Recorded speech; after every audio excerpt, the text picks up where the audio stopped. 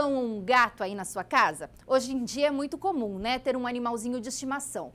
Mas olha só, de acordo com o último índice do IBGE, a população de cães e gatos no Brasil já chega a 78 milhões. E esse número só tende a aumentar e deve chegar a mais de 100 milhões em 10 anos. E com mais animais, o mercado pet também deve aumentar, inclusive no segmento de medicamentos para animais.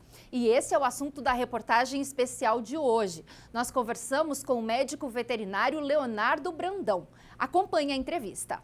A gente até se impressiona quando ouve falar que o número de cães e gatos no Brasil pode chegar a mais de 100 milhões em 10 anos. Hoje em dia é muito difícil, né? Uma pessoa, por exemplo, não ter um bichinho em casa. É isso aí. Você sabe que hoje a gente tem umas estimativas, né, de que nós teríamos ao redor de 82 milhões de cães e gatos, né? 55 milhões de cães e 24 de gato. O Brasil ainda é um país de cães, a gente tem muito mais cachorro. Mas isso vem aumentando muito, né? A população dos pets vem crescendo. Você se lembra, né? Alguns anos atrás, tinha uma matéria numa revista importante que falava que a gente já tinha mais pets do que bebês em casa. E é uma tendência que vem acontecendo, né? As famílias, umas com menos filhos, ou mesmo aquelas que têm filhos, são famílias que acabam formando um pouquinho mais tarde, né? Muitas pessoas optam por ter criança um pouco mais tarde, então o pet ele fica um tempo ali ocupando meio que esse espaço familiar. É muito interessante essa tendência. E o que ocasiona essa tendência, né? Por exemplo, na pandemia, muita gente ficou em casa. Você acha que as pessoas, por estarem mais em casa, acabam comprando ou adotando um animalzinho? Olha, isso é bacana, assim, o que a gente sabe? Fora a pandemia, né? Essa tendência no Brasil já vem crescendo. Então, na época que eu era criança, o cachorro, ele ficava no fundo do quintal, ele tinha o objetivo de cuidar da casa e comia resto de comida. Existe uma alteração demográfica mesmo, né? A gente está realmente fazendo os pets virem para casa. A gente se lembra que anos atrás, a primeira vez que mostrou uma senhora que fez um aniversário para o cachorrinho dela foi um escândalo. E hoje em dia, o cachorro está na sala, está na cama. Então, isso é uma coisa que vem mudando. Então, realmente é uma alteração de comportamento das famílias, da sociedade. Agora, na pandemia, a situação também virou, né? O que a gente viu? As pessoas ficaram mais em casa. Então, as pessoas começaram a perceber mais o seu cão e gato. Então, viram que, olha, ele estava com um probleminha aqui ou ali. Então, a gente percebe que isso aumentou até o cuidado com os pets. Isso é legal, porque eles são companheiros. E tem vários estudos e matérias que mostraram que o número de adoção também aumentou na pandemia. Porque é interessante, as pessoas ficarem em casa, é assim, você tem angústia, a preocupação. Então, ter um pet em casa, isso com certeza traz tranquilidade. Então, a função do pet, ela não é apenas, sei lá, prazer ou estética. A gente sabe que o pet ele tem a ver com o bem-estar, com a saúde mesmo.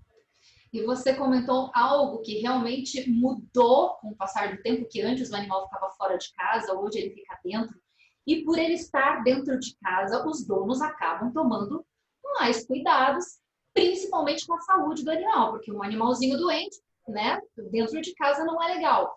E com isso, o mercado de medicamentos também tem crescido muito, né? Sim. Agora, interessante assim, o Brasil, várias vezes mostram isso, nós somos entre o segundo e o terceiro maior mercado pet no mundo, mas é pouquinho, é 4%, né? Os Estados Unidos têm 50% do mercado pet mundial, é gigante. Você imagina, então depois dos Estados Unidos, os outros países todos têm números menores. Mas por que eu estou falando isso? Porque as pessoas estão cuidando mais dos pets. Então, lá no passado, as pessoas só lembravam de fazer talvez a vacina contra a raiva, que é a vacina pública, né? Quando ia no veterinário, era talvez quando era filhotinho, que você ganhou, comprou um cachorro, um gato, fazia aquelas primeiras vacinas e só ia depois quando o pet tinha algum problema mais grave.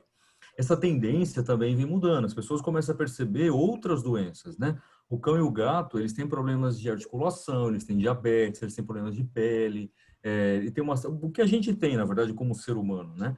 Então, esse cuidado, ele vem aumentando, as pessoas começam a cuidar mais dos pets. E é o que você falou, como o pet está dentro de casa, a saúde do pet, ela tem a ver com a nossa saúde, porque ele está com a sua criança, ele está na sua cama. Existem doenças que a gente chama de zoonoses, né? Que podem transmitir dos pets para nós. Então, a vacinação em dia, a vermifugação em dia, são quesitos super importantes para a saúde familiar, né? A gente chama isso de uma saúde do coletivo, né?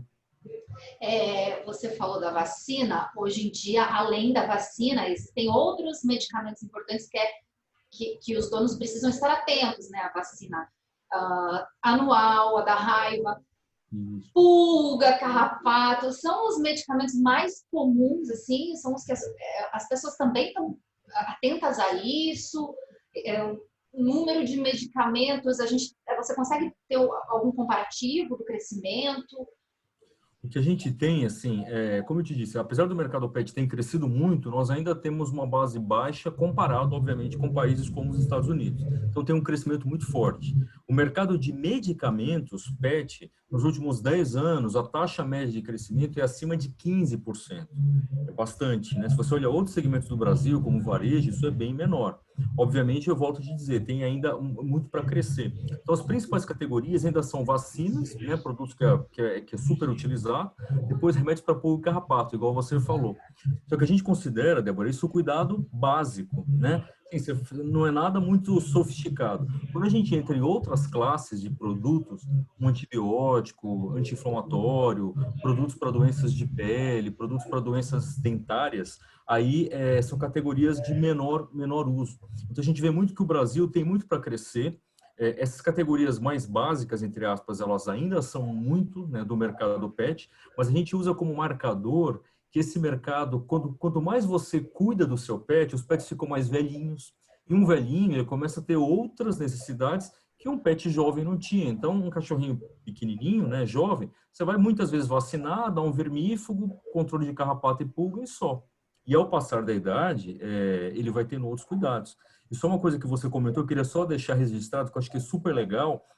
Tem uma tendência super grande no Brasil de adoção dos pets está crescendo muito. Então, antigamente, as pessoas tinham um hábito, vamos dizer, maior de, eu vou comprar o meu cão ou gato. Hoje em dia, não que isso não exista, as pessoas adquirem ainda as raças de criadores, e isso tem um papel super importante, mas as pessoas abriram muito espaço do seu lar para o pet adotado. E os gatos são aqueles que mais chegam em casa através de adoção, o que é super bacana, né? A gente tem realmente muitos animaizinhos que precisam dessa entrada da nossa casa através da adoção. Então, isso é um canal que vem crescido bastante. Com relação aos medicamentos, o Brasil tem potencial para crescer.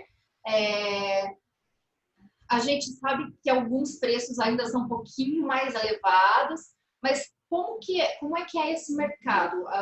Tem indústria de medicamentos para animais, por exemplo, aqui no Brasil? Como é esse Temos. mercado? O mercado de saúde, né, que a gente fala de medicamento, ele tem para todas as espécies animais. Então, desde animais de produção, como a gente chama, que é suinocultura, avicultura, pecuária de leite, corte, a avicultura é dividida ainda, né, em aves de corte, né, de carne e ovos. E nós temos também os medicamentos para cães e gatos, cavalos. Então, existem indústrias brasileiras muito importantes, com padrões de qualidade excelentes, e indústrias multinacionais que produzem aqui ou muitas vezes a gente traz de fora. Mas é um segmento que vem crescendo muito e o mercado pet ele vem se sofisticando. O que é isso? Se você olhar o mercado pet de medicamento, né, ou se a gente falar do mercado veterinário, hoje nós temos o mesmo, não vou dizer o mesmo, mas é muito similar. As especialidades que a gente tem na medicina humana, você encontra muito comumente em pet. É muito comum você ouvir alguém falando que o cachorrinho passa num endocrinologista veterinário, ou um dermatologista veterinário, ou um cardiologista veterinário. Da mesma forma, você tem produtos para essas mesmas classes, produtos cardiológicos, produtos oftalmológicos, existe uma especialização de oftalmologia veterinária, por exemplo, e você tem produtos também. Então, é um segmento que ele cresce muito. Então, existe o que a gente fala de segmentos mais básicos nesse mercado, mas respondendo a sua pergunta, a gente tem um grande potencial de crescimento. A gente tem um dado lá na Comac, que é a Comissão de Animais de Companhia, lá do Sindan, que cerca de 25% dos cães, todo ano, recebem algum medicamento, fora a vacina de raiva, que aí o número é muito maior, porque tem uma cobertura grande.